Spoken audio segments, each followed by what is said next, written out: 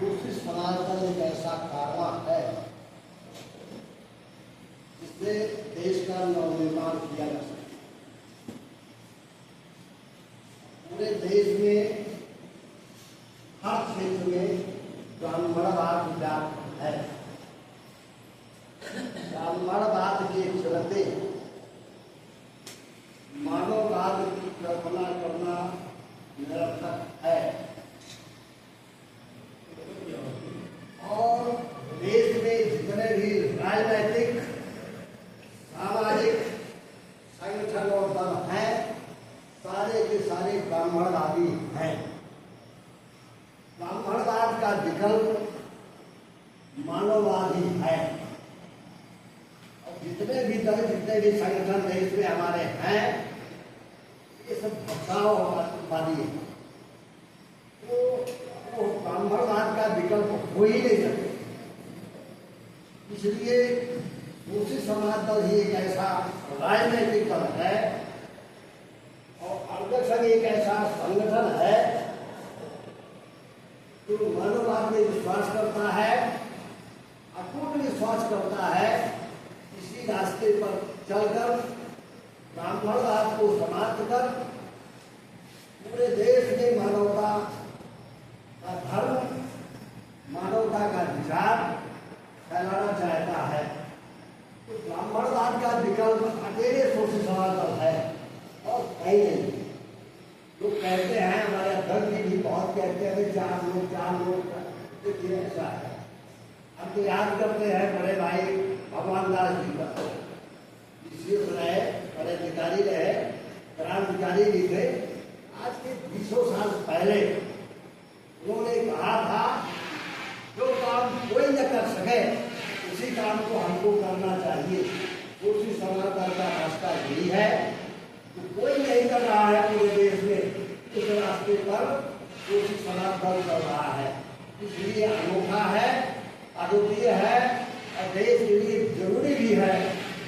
मित्रों, दूसरी समाज दल और अंगठन के माध्यम से हम लोगों को एक रास्ता मिला स्वाभिमानी जीवन जीने के लिए, स्वाभिमानी समाज बढ़ाने के लिए एक रास्ता मिला और कोई दूसरा रास्ता नहीं।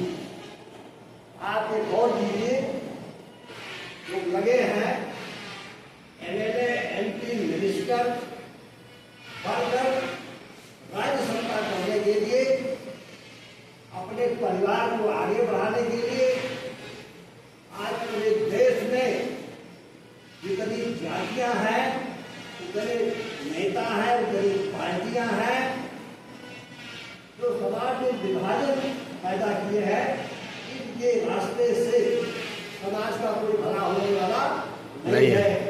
एक समय था हमारे देश में कम्युनिस्ट पार्टी क्रांतिकारी पार्टी मानी जाती थी, सर्वहारा की पार्टी मानी जाती थी, सर्वहारा का संघर्ष करती थी।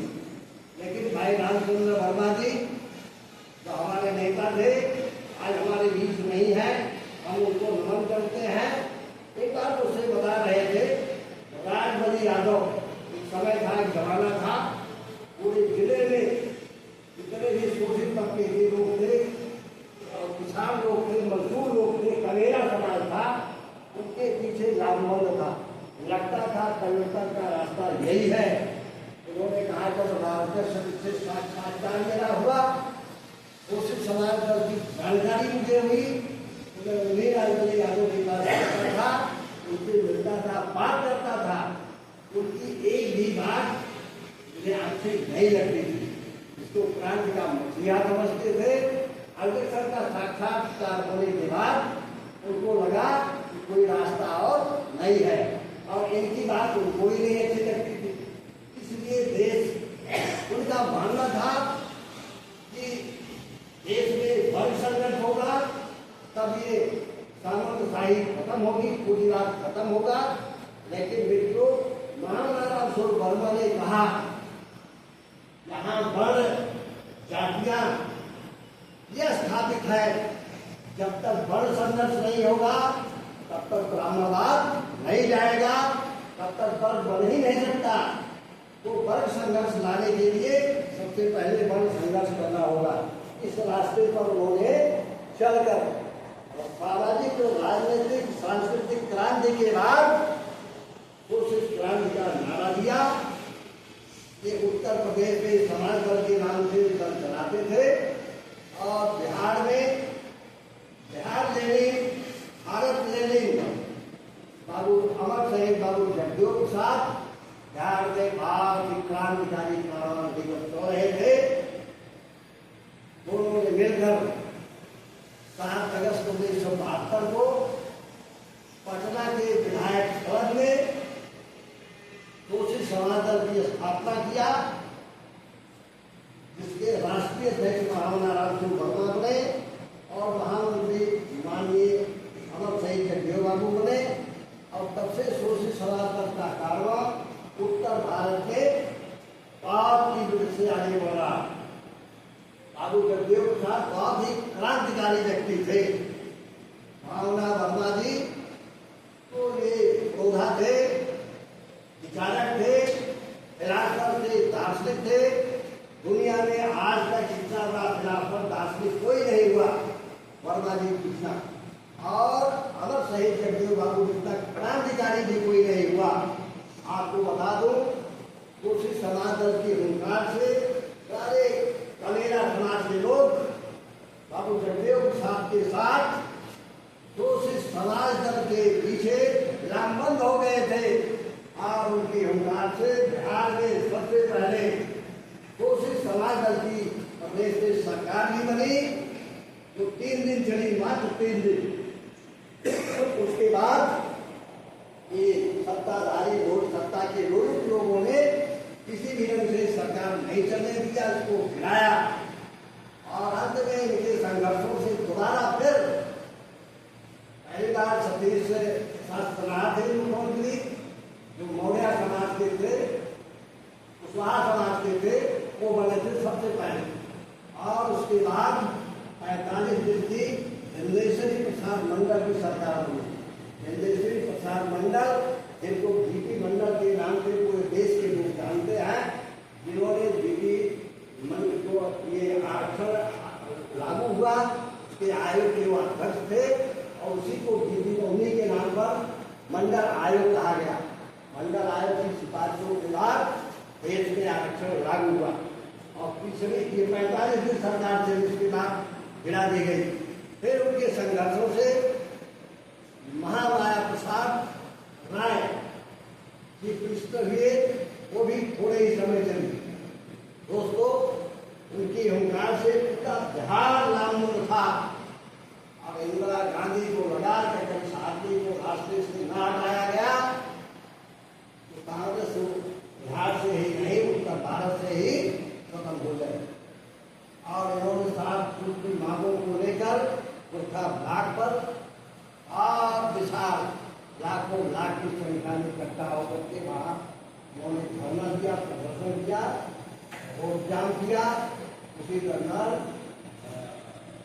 पुलिस इंस्पेक्टर की गोली से भी मारे गए, साजिश के तहत मारे गए। और उस समय जो है हमारे देश का क्रांति का मसीहा खत्म हुआ, चिराग बुझ गया। मित्रों, लेकिन जो साथी उसमें लगे हैं महान हैं, क्रांतिकारी हैं, इसी रास्ते पर ही देश आगे बढ़ सकता है।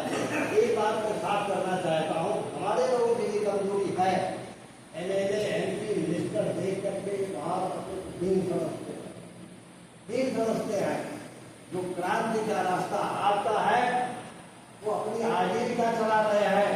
आजीविका चलाने वाला आदमी कभी क्रांतिकारी नहीं होता है। और आप अकेले हैं, वो आदमी को बता रहे हैं, विचारों पर चल रहे हैं, आप क्रांतिकारी हैं, आप किसी के पीछे थोड़ा क्यों ढोंगे। इसलिए आपको हमको निराश होने की आवश्यकता नहीं है।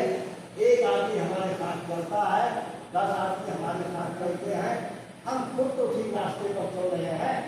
मित्रों, महामना बुद्ध राजपाट छोड़कर घर से निकले हैं, वो अकेले निकले हैं।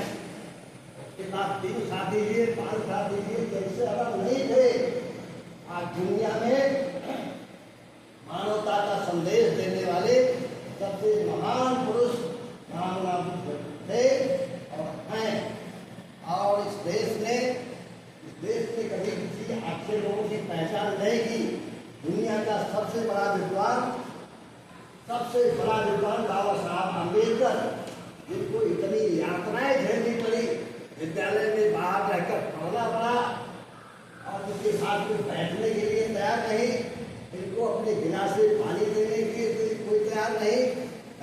इंजीनियर वकील सब बनने के बाद, ये संविधान लिखने के बाद भी, लेकिन ये बराबर संघर्ष करते रहे। संघर्षों के बाद देश को ऐसा संविधान बनाया कि संविधान से हर तरफ राजपाट संभव नहीं है और कोई काम संभव नहीं है। और उन्हीं के लिखे हुए संविधान के आलोक में, उसी के प्रकाश से इस बार भाजपा का सूरज डूबते डूबते बचा है। और ये बीच में जो लोग वोट देकर एमएलए मिनिस्टर बन गए हैं, इनकी कमाई से ये संभव नहीं था। आज लोग टीवी चला रहे हैं और नाम भी देना पड़ता है। और ये अखिलेश और उनकी